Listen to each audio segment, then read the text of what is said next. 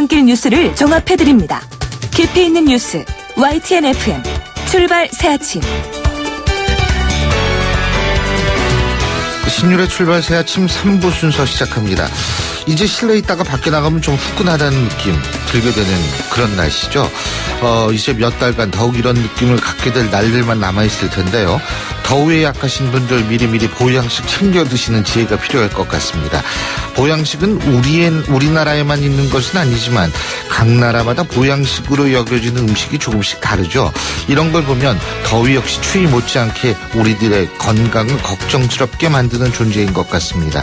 여름이 오기 전에 미리 우리 건강을 챙기는 것 삶의 지혜겠죠. 신율의 출발 새 아침 3부 순서 먼저 광고부터 듣겠습니다.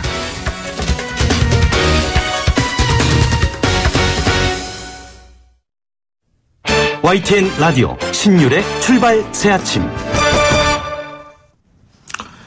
필리핀에 계엄령이 내려졌다는 사실 언론 보도를 통해서 많이들 들으셨을 텐데요.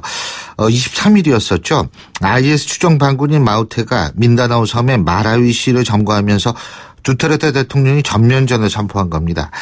계엄령 선포 후 일주일째 정부군과 반군의 교전이 계속되고 있다고 하는데요. 민간인 희생자까지 발생하면서 사망자는 100명을 넘어서고 시민 20만 명도 지금 피난길에 오른 상태라고 합니다.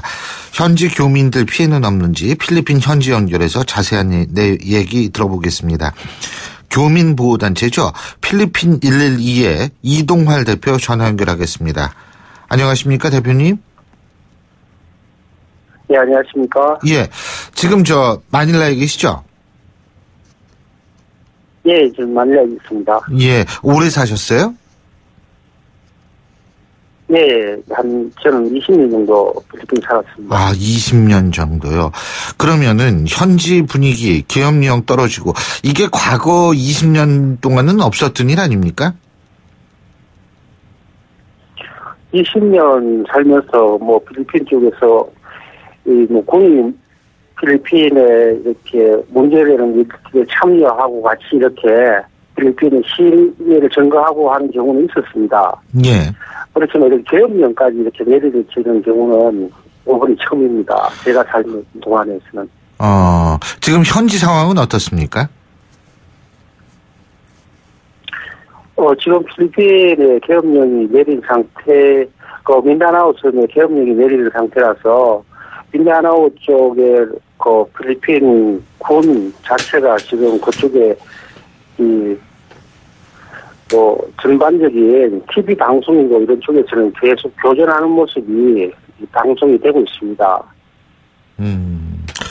예, 지금 필리핀 현지를 연결하고 있기 때문에요. 약간 이 시차가 발생한다는 점 우리 청취자 여러분들께서 양해 부탁드리겠습니다. 근데 지금 마닐라하고 계엄령이 선포된 민다나오 섬하고는 거리가 좀 떨어져 있죠?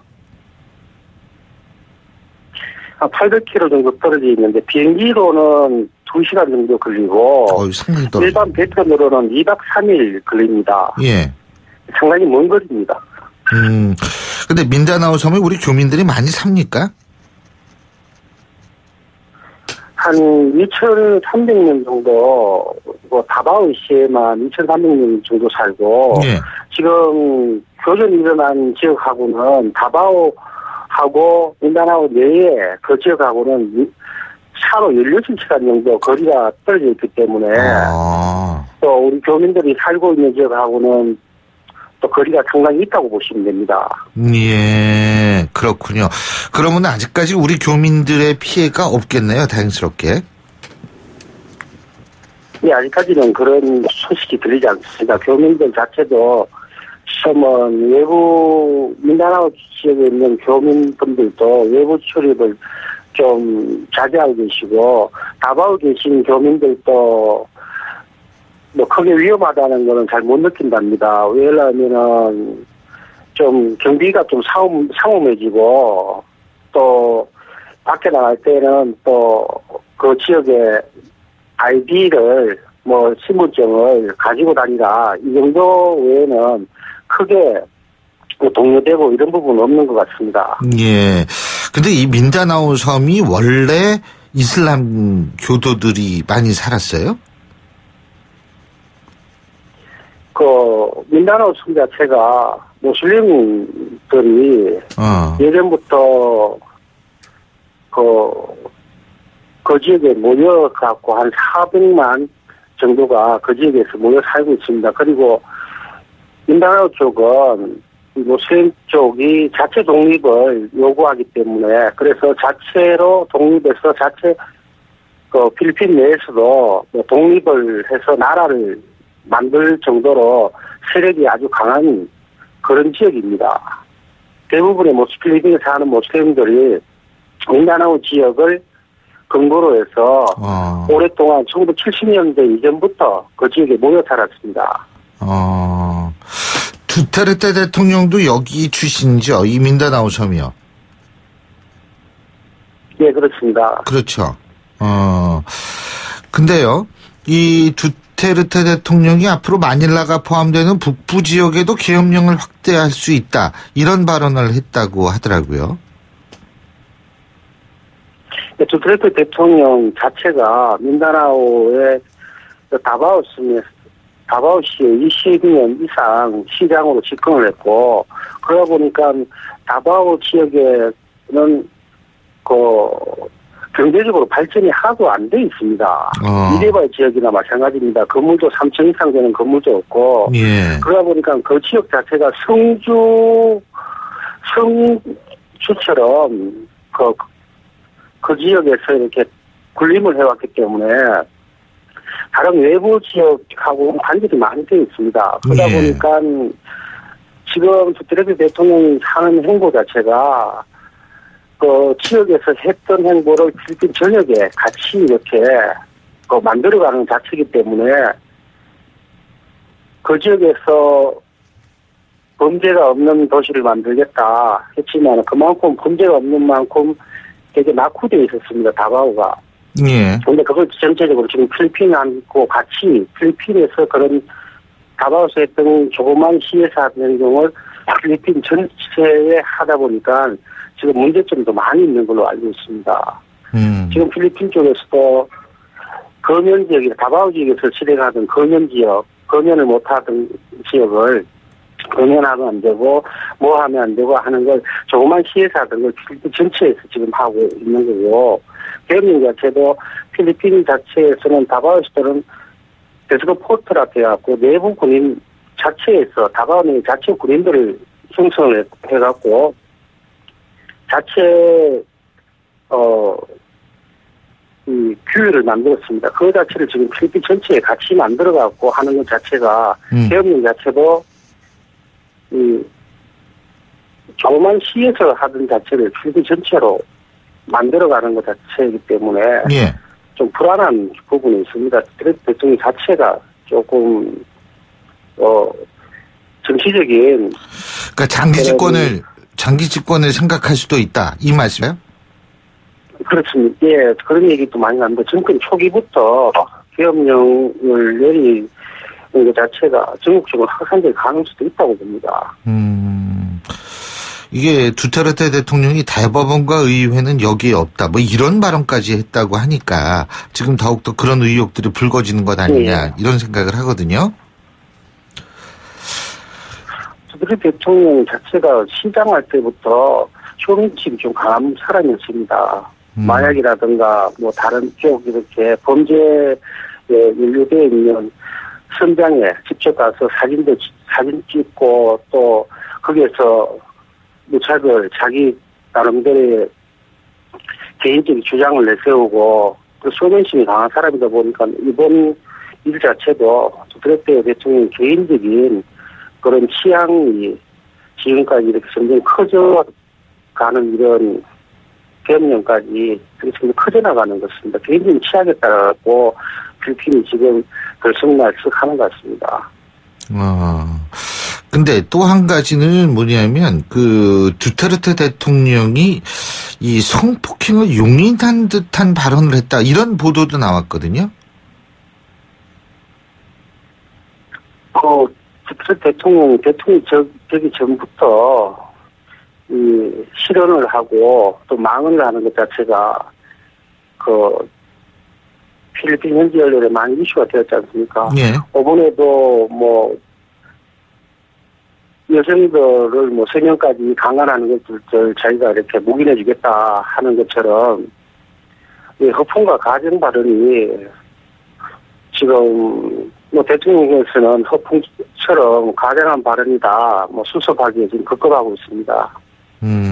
아니 허풍 과장도 뭐 할 게 있지 어떻게 그 여성에 대한 성폭행을 허풍 과장합니까? 이거는 사실 상식적으로 잘 이해가 전혀 할 수가 없는 건데 말이에요. 예? 지금 그 마닐라에서 예 말씀하세요. 예.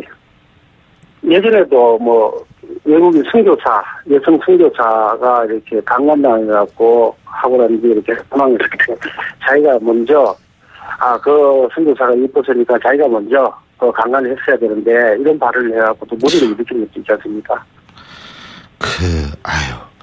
근데요, 어쨌든 굉장히 혼란스러운 상황인데 마닐라에서는 계엄령 반대 시위까지 지금 있다고 그러더라고요. 뭐 필리핀 전직 대통령하고 라모스 대통령이나 이런 전 하원 의장, 상원 의장 하는 에밀레 그런 분들이 예전 마르코스 대통령 때하고 지금하고는 입장이 많이 다르다. 계엄령 자체가 너무 성급한 거 아니냐. 예. 이렇게 지금 발언하고 있는 중입니다. 예. 그렇군요.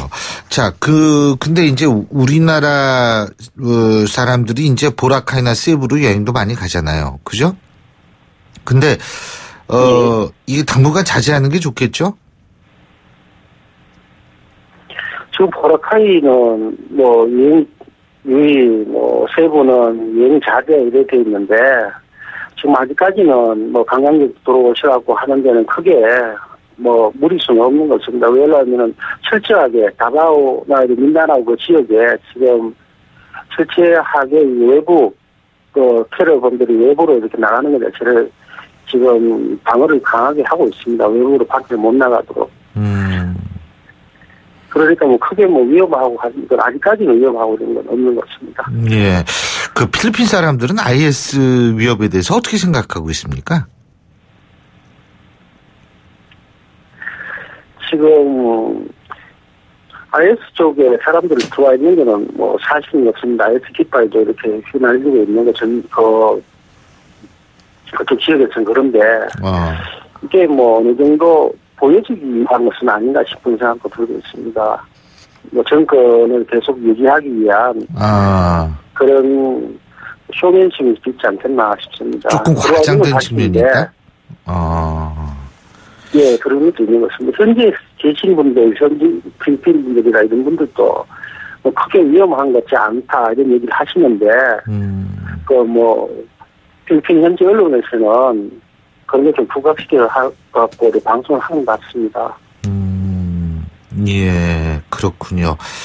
지금 인도네시아나 말레이시아도 국경에 병력 배치하고 있다고 그러더라고요. 예, 외부 쪽으로, 예를 들면, 민다나오 쪽하고 인도네시아 쪽은 배로도 크게 먼 거리는 아닙니다. 그러다 보니까 해양 경비대 코스트가드 이런 쪽도 좀 상호하게 경비를 하고 있는 걸로 알고 있습니다. 예. 예, 잘 알겠습니다. 오늘 말씀 여기까지 듣겠습니다. 고맙습니다. 예. 예, 지금까지 교민보호단체 필리핀 112의 이동활 대표였고요. 제가 앞서도 말씀드렸지만 필리핀 현지와의 전화 연결 때문에 약간의 시차가 발생을 했습니다. 청취자 여러분들께 다시 한번 양해 부탁드리겠습니다. 신율의 출발 새 아침 3부 순서 여기서 줄이고요. 잠시 뒤 4부에서 뵙겠습니다. 날카로운 분석, 내일을 보는 시선, 신율의 출발 새 아침. 신율의 출발 새 아침 4부 순서 먼저 광고부터 듣겠습니다. 예, 화요일 아침 8시 29분 14초 지나고 있는데요. 교통 상황 알아보겠습니다. 김미란 캐스터. 네, 신윤의 출발 새 아침 교통정보입니다. 아직은 출근길 정체가 계속해서 이어지고 있는데요. 한강을 따라 지금 강변북로 구리 쪽으로는 지금 가양대교부터 동작대교까지 밀리고 있는데 계속해서 40분 이상이 소요되고 있습니다. 동부간선도로는 도심 쪽으로도 아직은 수락 지하철부터 멀게 일교 구간, 이후 군자교부터 성수 분기점까지 밀리고 있는데요. 교차는 북부간선도로도 외곽으로는 목동 나들목 이전부터 구리시계 끝까지 긴 구간이 밀리고 있습니다. 분당 수서로도 청담대교 쪽으로 출근길 교통량이 많습니다. 아직은 장지 이전부터 탄천 1교까지 밀리고 있는데요. 지금 경인고속도로도 서울 쪽으로 부천부터 신월까지는 4km 구간 정체가 이어지고 있습니다. 신일의 출발 새 아침 교통정보였습니다. YTN 라디오 신율의 출발 새 아침.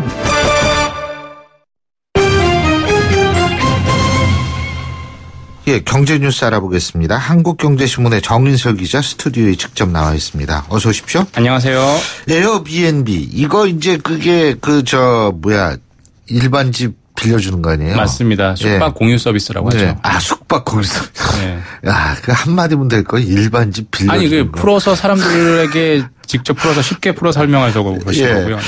근데 이 에어비앤비 같은 공유 경제 거래가 국내 총생산, 그러니까 GDP 통계로 이제 앞으로 집계가 되는 모양이에요. GDP는 다 아시는 것처럼 최종적으로 생산된 재화나 서비스의 가격의 총합입니다. 예. 다른 말로 하면 부가가치의 중간중간에 생산 과정에 있는 부가가치의 총합이라고 예전에 아마 배웠던 기억이 다들 있으실 텐데, 공유 경제는 일단 최종적으로 나온 재화 서비스인데 개인 간에 계속 돌고 돌리잖아요. 말씀하시는 네. 공유 숙박 공유 같은 경우도 계속 돌잖아요. 거기서 부가가치가 창출이 되는데 이게 그동안 GDP 집계 통계에 잡히지 않았다는 거죠. 이미 집이 건설이 되면 그걸로 끝난 거예요. 근데 공유경제라는 건 그것 자체가 계속 돌려서 거래가 일어나는 거잖아요. 이걸 앞으로 2019년 3월부터 이 숙박 공유 서비스를 비롯한 공유 경제를 이 GDP 통계에 포함시키겠다는 거죠. 그러면 네. GDP가 좀 늘어나겠죠. 이 부분에 있어서는. 근데 이미 디지털 공유 경제 중에 상당 부분이 GDP 총계에 잡힌다는 얘기를 모양이에요. 맞습니다. 작년부터 이 공유 경제 특히 2, 3년 됐는데 공유 경제가 많이 확산이 되면서 왜 GDP 안 잡히냐라는 비판이 있었어요. 그래서 구닥다리 통계다. GDP 통계가. 그래서 작년 7월부터 조금씩 넣었어요. 이미 카쉐어링 서비스 같은 거나 아니면 개인 간 대출이죠. P2P 대출. 어제부터 개인별 투자 한도가 한정이 됐는데 이 P2P 대출도 이미 GDP 통계에 잡히고 있습니다. 그런데 이것만 아니라 앞으로는 이 숙박 공유 서비스에 카쉐어링뿐만 아니라 카풀 서비스도 요즘에 가끔 조금씩 늘고 있는데 이것도 앞으로 GDP 집계로 잡겠다라는 겁니다. 2019년 3월부터 잡겠다는 건데 근데 여전히 GDP 안 잡히는 영역이 있는데 포털 서비스, 포털 검색 엔진에서 검색을 하거나 지도 서비스를 이용하거나 이런 것들은 이미 생산이 된 것들이기 때문에 이걸 다시 또 재활용하면 이것도 부가가치로 볼 수 있는데 이거는 앞으로도 아직까지는 그 GDP 통계에 잡히지 않는다라고 합니다. 예, 그렇군요. 자, 그리고요. 이 새 정부의 정규직 전환 정책에 반대 목소리를 냈던 경총, 한국경영자총협회죠. 이 경총이 비정규직 관련 책자 발간은 무기한 연기했다고 그러네요. 이 청와대의 경고 때문에 그런가요? 왜 그런가요? 그렇게 지금 다들 예상은 느낌으로 다 그렇게 받아들이고 있는데 축구 경기 오늘 저녁에도 8시 20세 이하 월드컵 16강전 하잖아요. 옐로 카드 받은 선수들 보면 어떻게 되죠? 위축되잖아요. 플레이가 위축될 수밖에 없습니다. 한 번 더 받으면 퇴출이거든요. 마찬가지로 경총도 옐로 카드를 사실상 받았죠. 문재인 대통령이 뭐라고 했죠? 비정규직을 양산하고 사회 양극화를 만든 주요 당사자의 축. 이렇게 정말 완곡하게 얘기하지 그 안의 뜻은 그냥 거의 악의 축입니다, 사실. 이렇게 옐로 카드를 받았기 때문에 한 번 더 찍히면 어떻게 될까요? 그 부분을 염려한 거죠. 그래서 원래 경총이 어제 비정규직 논란의 오해와 진실이라는 책자를 회원사들 대상으로 4천여 권을 배포할 예정인데 이걸 무기 연기했습니다. 왜 그랬죠? 아무도 모릅니다. 하지만 일단은 정부와 이런저런 오해를 풀고 문제 해결을 위해서 협의를 진행하겠다라는 설명만 하고 있습니다. 그렇군요. 그리고 이게 복고 열풍이 부는 게 말이에요. 이게 긍정적인 측면도 있지만 또 한편으로는 경제가 안 풀릴 때 이런 또 그렇죠. 맞습니다. 트렌드가 나타나거든요. 불황의 한 단면이죠. 사실은 맞습니다. 무슨 얘기를 하려고 그러냐.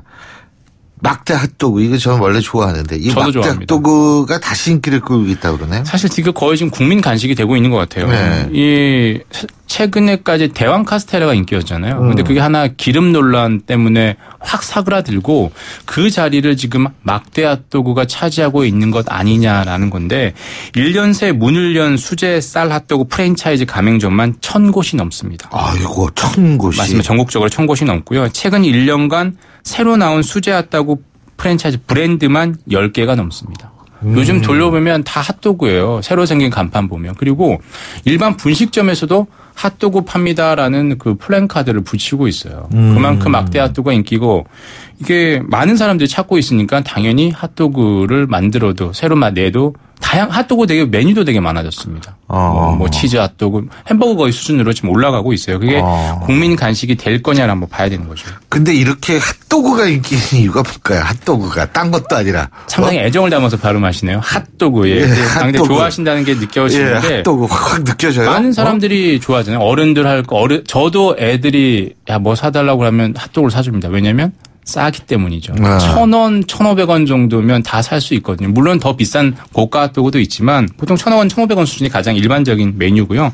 햄버거보다 싸죠. 그리고 뭐 1인 가구 증가하니까 하나 먹은 거 가지고 이 식사까지는 아니더라도 입가심은 된다는 거죠. 그렇게 되고 연령층 관계없이 다 좋아하고요. 다들 말씀하신 복고풍이고 어른들에게는 아이들에게는 간식이 되는 거죠.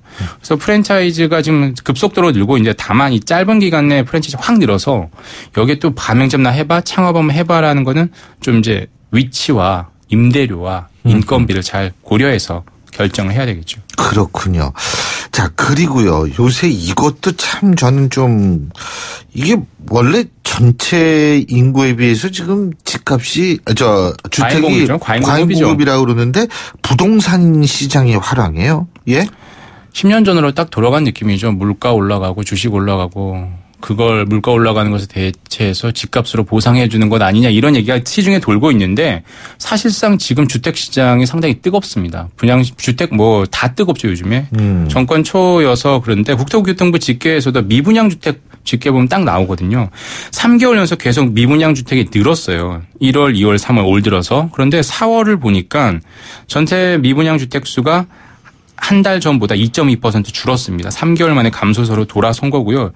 특히 수도권의 미분양 주택이 빠르게 감소하고 있어요. 한 달 전보다 10% 이상 감소하고 있다. 그만큼 지금 사자세가 사고자 하는 수요가 많다라는 거고 반면 온도차가 납니다. 지방은 미분양 주택이 늘고 있습니다. 1.5% 늘었다는 거죠. 수도권과 지방의 어떤 온도차가 나는데 이게 이제 과잉으로 가는 또 척도는 지방까지 뜨거워지는 거거든요.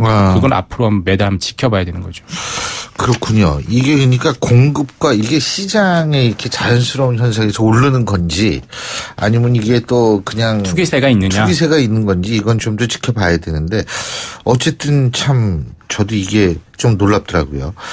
또 미국이 모든 국제선 항공기 노트북을 가지고 타는 것을 금지하는 방안을 검토하고 있다고 하는데 이건 무슨 얘기예요? 노트북 못 갖고 타면 어떡하나요? 테러 위험 때문인데 무슨 노트북하고 테러가 뭔 상관이야 글쎄 말이에요. 생각할 텐데 실제로 그런 일이 있었답니다. 작년 2월에 소말리아 공항에서 여객기 안에 노트북으로 위장한 폭탄이 들어가서 터졌대요. 그리고 같은 해 3월에 소말리아 또 같은 공항 검색대에서 노트북 폭탄이 터져서 6명이 다쳤습니다.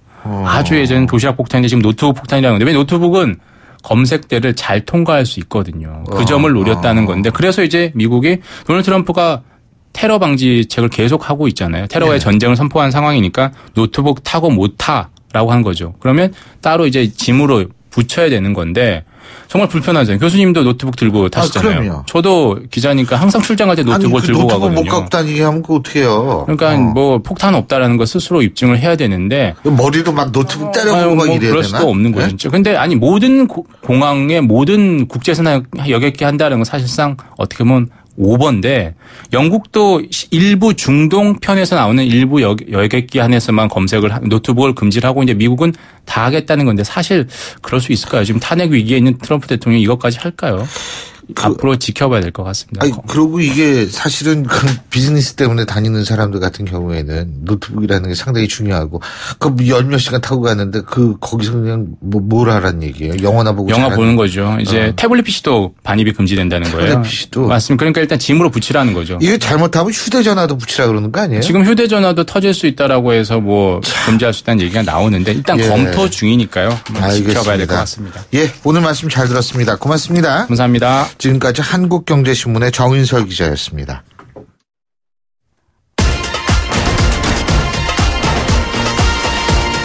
여러분이 지금 듣고 계신 주파수는 FM 94.5MHz입니다. YTN 뉴스 FM.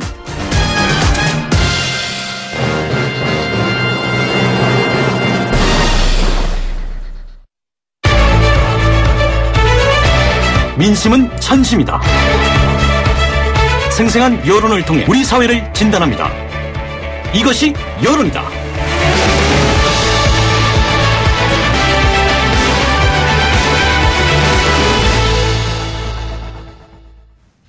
예, 문재인 정부 임기 초반 허니문 기간을 지금 보내고 있죠. 국민들의 높은 국정운영 지지도 역시도 계속되고 있는데요.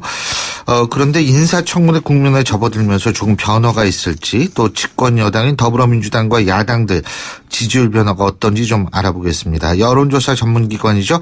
리서치인 리서치의 배종찬 본부장 스튜디오에 직접 나와 있습니다. 어서 오십시오. 안녕하십니까. 네. 자, 본부장님, 이 문재인 대통령에 대한 국정운영 기대감이 상당히 높은데, 그죠? 네, 그렇습니다. 좀 특히 높은 거죠?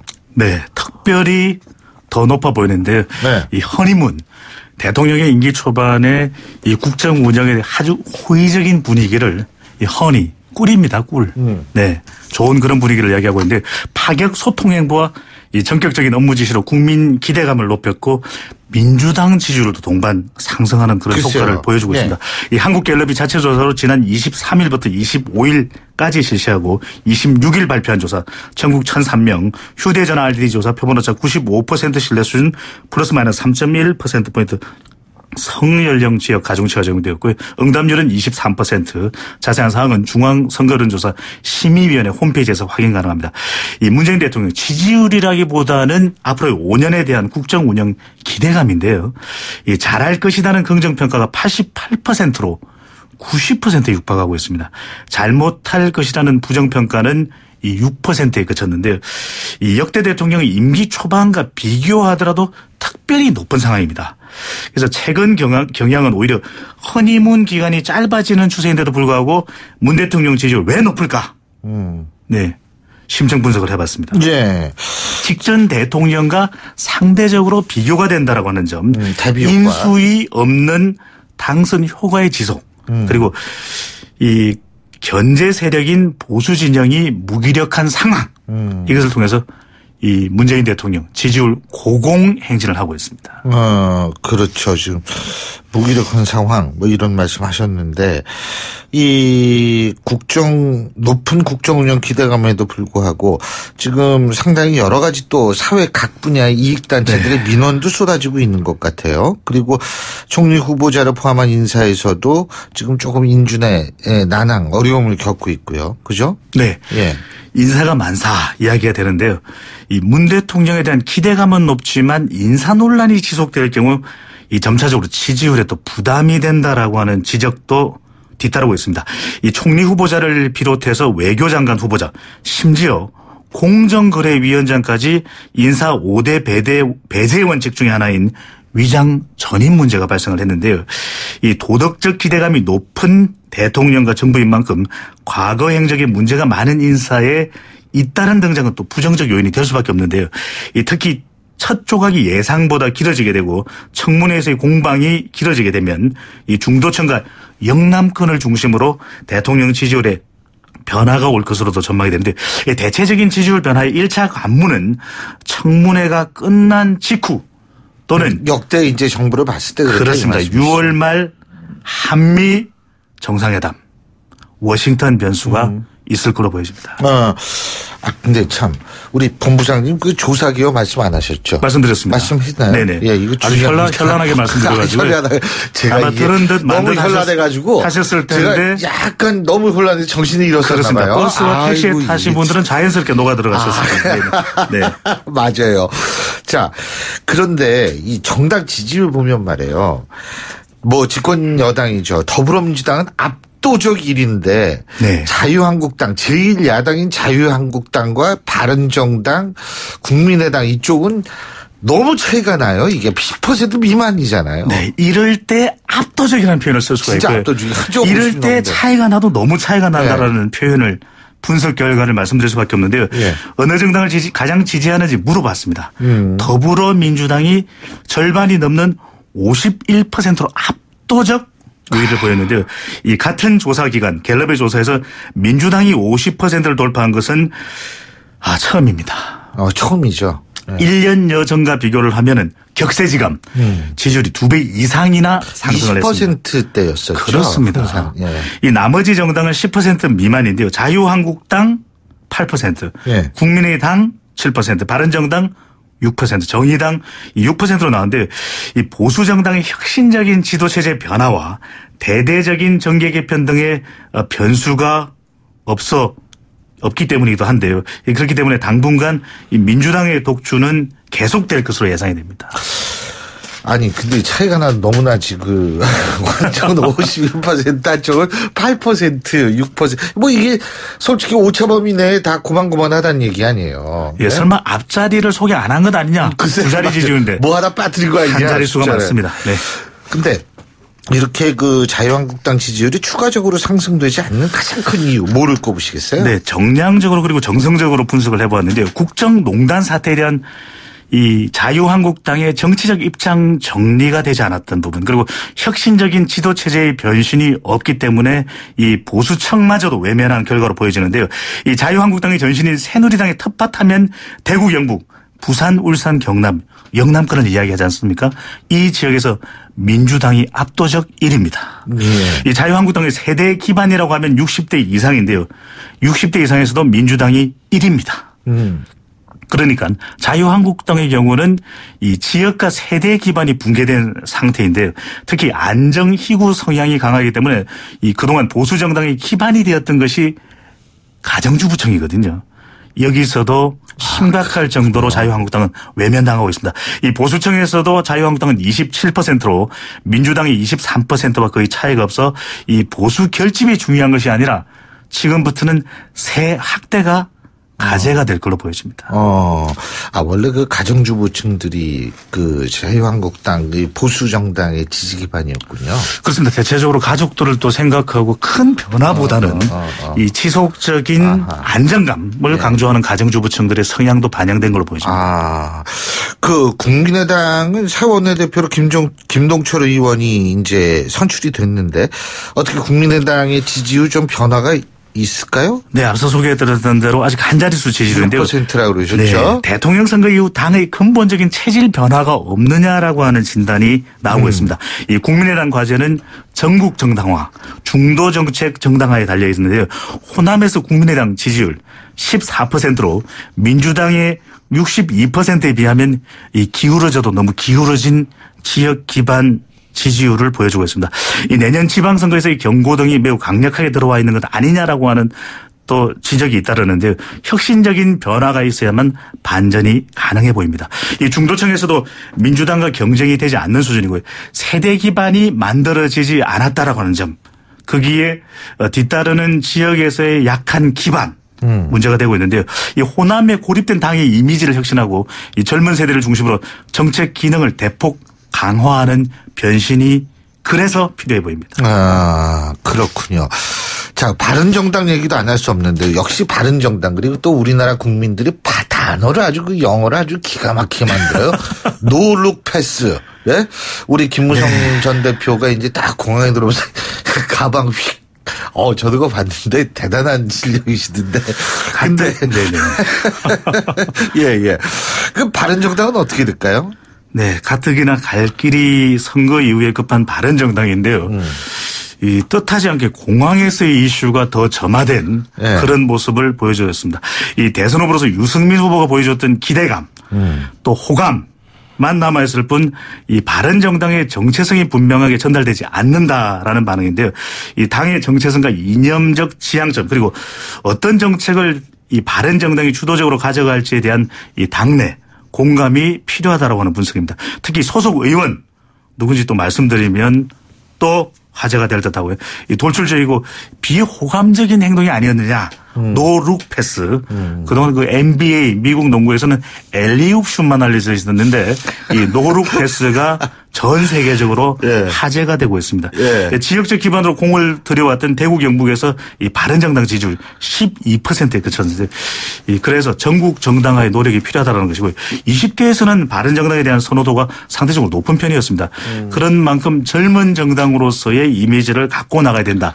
20에서 40 세대를 중심으로 이 젊은 정당을 표방하는 것이 이 탈출구 돌파구가 될 수 있다라고 하는 진단입니다. 근데 사실 바른정당 입장에서 볼 때는 새누리당 8% 자기네 6% 예 하지만은 의석수로 보면 네. 자유한국당 예 자유한국당 8% 자기네 6% 그러면은 이 의석수는 엄청 차이 나지만 사실 오차범위 내다 해볼만하다 이렇게 생각할 수도 있는 거 아니에요? 대등하다. 네, 그렇죠. 대등하다. 바로 그거예요. 네.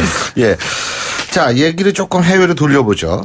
미국, 중국, 일본 지도자들 우리 국민의 관심 많이 받는데 관심 1위는 트럼프 미국 대통령 아니겠습니까? 국민들 반응 어떻습니까?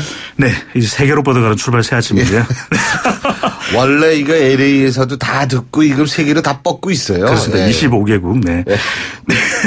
이 트럼프 대통령인지 네. 트러블 대통령인지 너무 헷갈린다라고 하는 것이 우리 국민들의 반응인데요. 예. 오바마 대통령과 비교하면서 우리 국민들도 트럼프 대통령의 높은 관심을 보여주고 있는데 최근 나토 그리고 G7 정상회담에서 보여준 무례한 행동 이 마크롱 대통령의 손을 끌어당겨서 이렇게 손에 손아귀 힘을 이렇게 글쎄요. 보여주는. 네. 하지만 이번에는 스트롱보다는 마크롱이 이겼다. 이런 분석이 나오고 있습니다. 예.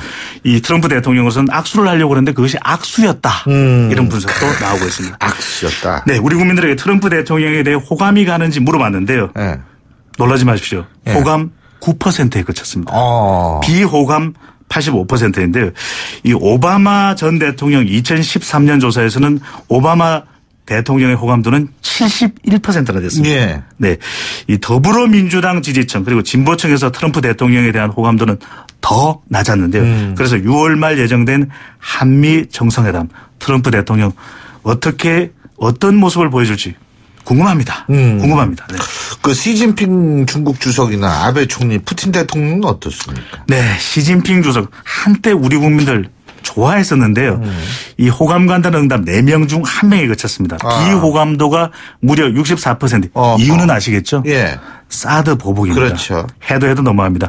넉넉한 키다리 아저씨에서 이 속 좁은 옆집 아저씨의 모습 아니냐. 빨리 넉넉한 키다리 아저씨 모습으로 돌아오면 좋겠습니다. 그냥 장렬하시. 아베 총리 처음부터 대단하시다. 계속 비호감입니다. 비호감 호감도 4%, 비호감 90%. 푸틴 대통령 마초적 이미지 때문에 호감도가 13%에 그쳤습니다. 그러나 저러나 역시 우리 국민들에게 가장 인기 있는 대통령 오바마였습니다. 그렇군요. 전 또 문바마 이렇게 나오시는 줄 알았는데. 자, 우리 문재인 대통령 문바마라고 지금은 불리고 있죠. 6월과 7월 한미정상회담과 G20 다자회기 무대에 나서는데 우리 국민들 생각에 한반도 평화를 위해서는 어느 나라와의 관계가 가장 중요하다고 보고 있습니까? 네, 북한이 또 미사일 도발을 했다는 소식을 들으면서 우리 국민들 한반도 평화 아주 중요하게 생각할 수밖에 없는데요. 이 한반도 평화 위해서 가장 중요한 국가 미국보다는 미국이 중국보다 더 높게 나타났습니다. 55% 미국, 또 중요한 국가 중국이라는 응답 36%, 일본, 러시아 각각 1%에 그쳤는데요. 지역적으로 인천에서 중국 선호도가 상당히 또 높은 편이었습니다. 40대는 한반도 평화에 대해서 이 중국과 미국이 대등하다는 입장이었고요. 보수적일수록 미국, 진보적일수록 중국의 중요도 한반도 평화에 대해서 높게 봤는데요. 이 한국 민주주의 성장 과정에서 미국에 대해 이 부정적인 인식이 있었던 것도 이념 성향별로 엇갈리는 알겠습니다. 반응으로 보여집니다. 예, 오늘 말씀 잘 들었습니다. 고맙습니다. 감사합니다. 예, 지금까지 리서치인 리서치의 배종찬 본부장이었고요. 자, 화요일에 보내드린 신율의 출발 새 아침 오늘 순서는 여기서 모두 줄이겠습니다. 오늘 하루도 정말 행복하고 행운이 가득한 하루 되시기 바라겠습니다. 전 내일 아침 7시 15분에 다시 오죠. 신율이었습니다. 고맙습니다.